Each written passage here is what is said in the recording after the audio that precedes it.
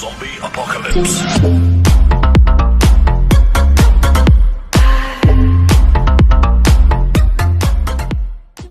Hello friends, welcome to my channel grasp on screen. So ఈ వీడియోలో నేను మీకు టైప్స్ ఆఫ్ కంపెనీస్ గురించి కంప్లీట్ డీటెయిల్ ఇవ్వబోతున్నాను.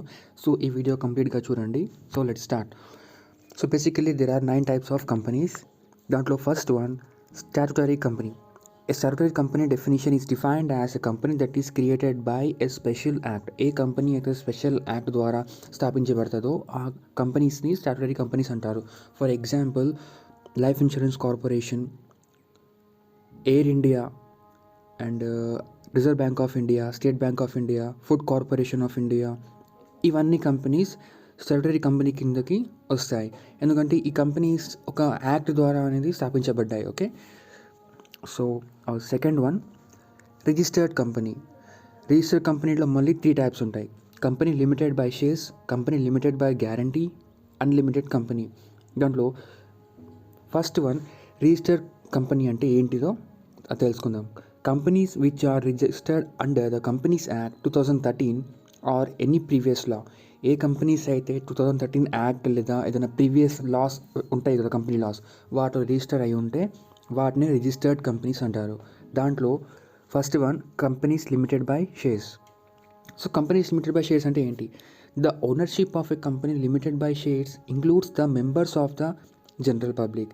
Any person from the public can own a share in the company by buying through the stock exchange. Meaning ఏంటంటే, companies limited by shares అంటే పబ్లిక్లో నుంచి ఎవరైనా ఈ కంపెనీస్లో ఉన్న షేర్స్ని మనం తీసుకోవచ్చు. షేర్స్ అంటే వాటాల్ని మనం తీసుకోవచ్చు. జనరల్ పబ్లిక్ కూడా ఉంటారు దీంట్లో అని చెప్తున్నారు. అంటే anybody can be in this type of company limited by shares. And one more thing, ఈ కంపెనీ యొక్క షేర్ లయబిలిటీ అనేది లిమిటెడ్గా ఉంటుంది. ఓకేనా? And the liability of the share holders of the company is limited to the nominal value of the share. ఆ share value ఎంతైతే ఉంటుందో దానికి తగ్గినట్టుగానే వాళ్ళ ఒక లయబిలిటీ అనేది ఉంటుంది. ఈ లిమిటెడ్ కంపెనీస్ ఒక షేర్స్ని మనం స్టాక్ ఎక్స్చేంజ్ ద్వారా కొనవచ్చు. అండ్ వేరే అదర్ సెక్యూరిటీ డీలింగ్స్ ఎవరైతే ఉంటారో వాళ్ళ దగ్గర నుంచి మనం వీటి యొక్క కంపెనీస్ యొక్క షేర్స్ అనేవి కొనవచ్చు. ఎగ్జాంపుల్గా ఇక్కడ రిలయన్స్ కంపెనీ, ఇన్ఫోసిస్, టాటా, ఇవన్నీ కంపెనీస్ లిమిటెడ్ షేర్స్ కింద వస్తాయి. కంపెనీ లిమిటెడ్ బై షేర్స్ కింద వస్తాయి. So next point, company limited by guarantee. ఏ కంపెనీ లిమిటెడ్ బై గ్యారంటీస్ ఉంటాయంటే, in a simpler term, it's a company without any shareholders but it is owned by members called guarantors who agrees to pay a nominal amount in the event of companies being wound up. It's a special form used for non-profit organizations.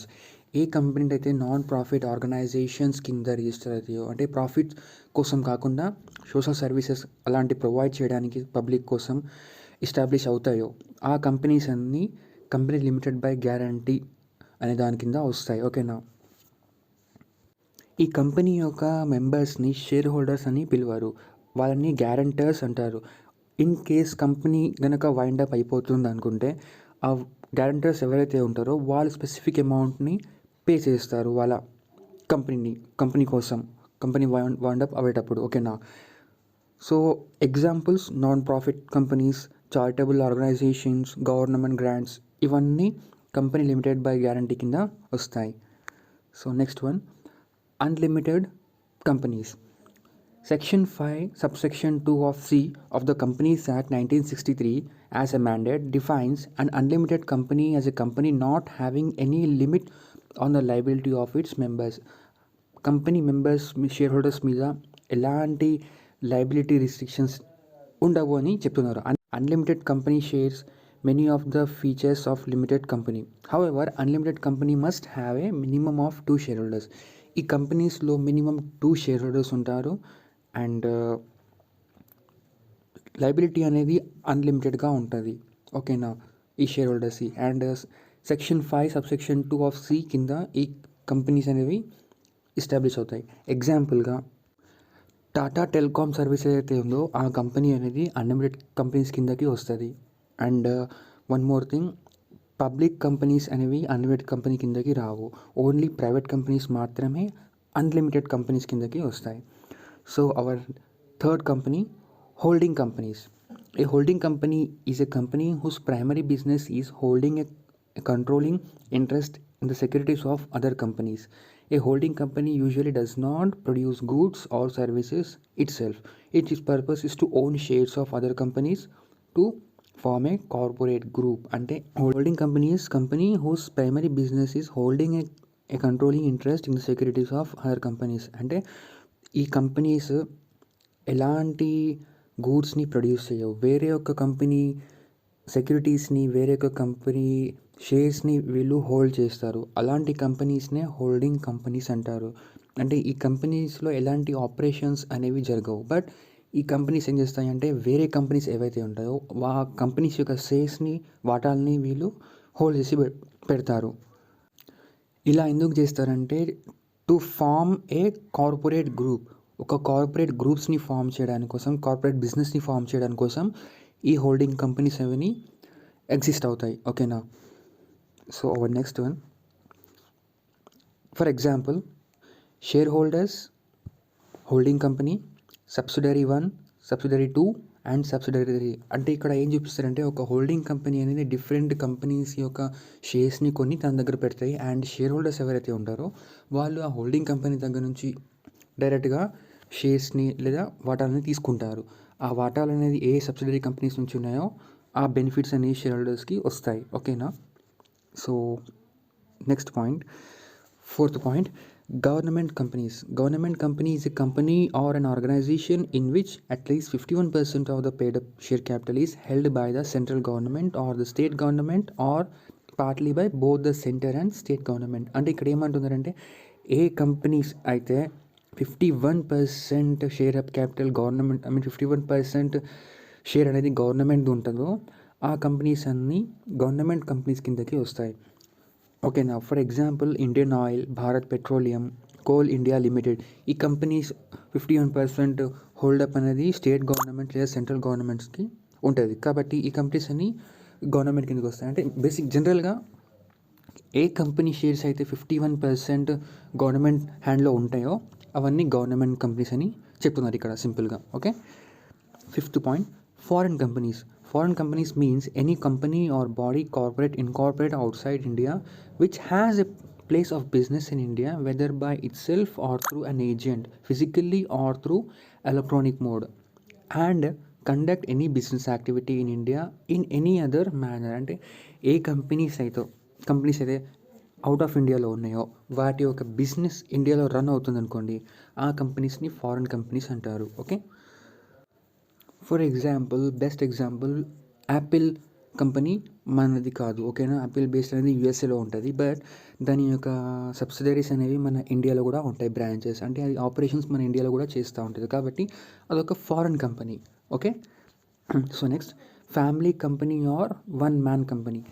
A sole proprietorship, also known as a sole tradership, individual entrepreneurship or proprietorship, is a type of entrepreneurship owned and run by one person and in which there is no legal distinction between the owner and the business entity. అంటే one person companies ఏవైతే ఉంటాయో sole proprietorship, ఓకేనా, like joint Hindu family, one head of the member ఏ ఫ్యామిలీని కంపెనీని run చేస్తారో అలాంటి కంపెనీస్ని family company అంటారు లేదా వన్ మ్యాన్ కంపెనీ అంటారు. ఓకే. లైక్ సోల్ ప్రొప్రైటర్షిప్ అన్నారు, సోల్ ట్రేడర్షిప్ అన్నారు, ఇండివిజువల్ ఎంటర్ప్రినర్షిప్ అన్నారు. ఓకేనా? ప్రాపర్టర్షిప్ అంటారు. ఇలాంటి కంపెనీస్ అన్నీ ఈ కేటగిరీ కింద వస్తాయి. And next, small companies. Small companies అంటే companies with a paid up capital of Indian rupees 2 crores or less and turn over of Indian rupees 20 crores.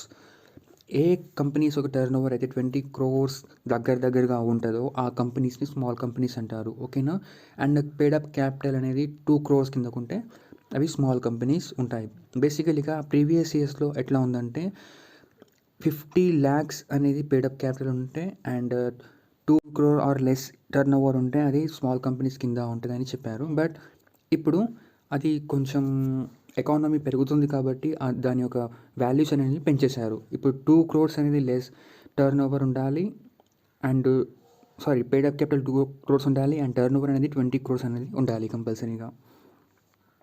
So next one, dormant companies. Dormant means inactive or inoperative అంటే ఏ companies అయితే యాక్టివ్గా ఉండవో, like for example ఒక company ఫ్యూచర్లో జరిగే project కోసం మైండ్లో పెట్టుకొని ఇప్పుడు ఎస్టాబ్లిష్ అయింది, ఇప్పుడు రిజిస్టర్డ్ అయ్యి ఓపెన్ అయింది కంపెనీ, ఓకేనా, ఆ కంపెనీస్ని డోర్మ్యాట్ కంపెనీస్ అంటారు.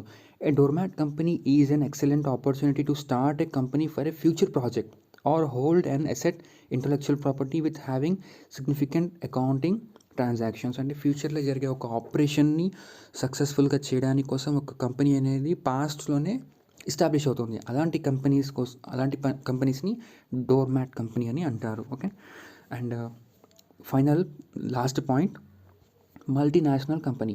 A multinational company is one that has business operations in 2 or more countries. These companies are often managed from and have center office headquarters in their home country, but which offices worldwide. Simply exporting goods to be sold abroad does not make a company multinational. ఒక company only goods outside India sale చేస్తే అది multinational company అవ్వదు అంటున్నారు. And multinational companies ఎవరిని అంటారంటే ఆ company ఒక కంట్రీలో ఉండి వాటి యొక్క బిజినెస్ అనేది మొత్తం వరల్డ్ వైడ్గా జరుగుతుంటే వాటిని మల్టీనేషనల్ కంపెనీస్ అంటారు. లైక్ అమెజాన్, ఓకే, యాపిల్, ఇవన్నీ సోనీ, ఈ కంపెనీస్ అన్నీ మల్టీనేషనల్ కంపెనీస్ కిందకు వస్తాయి. అంటే వీళ్ళు ఒక్కొక్క డిఫరెంట్ కంట్రీస్లో ఉండి వీళ్ళ ఆపరేషన్స్ అనేది వరల్డ్ వైడ్లో జరుగుతూ ఉంటాయి కాబట్టి, ఓకేనా. సో ఇక్కడ మనం 9 కంపెనీస్ గురించి తెలుసుకున్నాము. Thank you for watching this video. And మీకు నచ్చితే వీడియోని లైక్ చేయండి. అండ్ మీకు కావాల్సిన ఏదైనా రికమెండెడ్ వీడియో ఉంటే కామెంట్ సెక్షన్లో చెప్పండి, నేను ఆ వీడియోని చేస్తాను. Okay, thank you.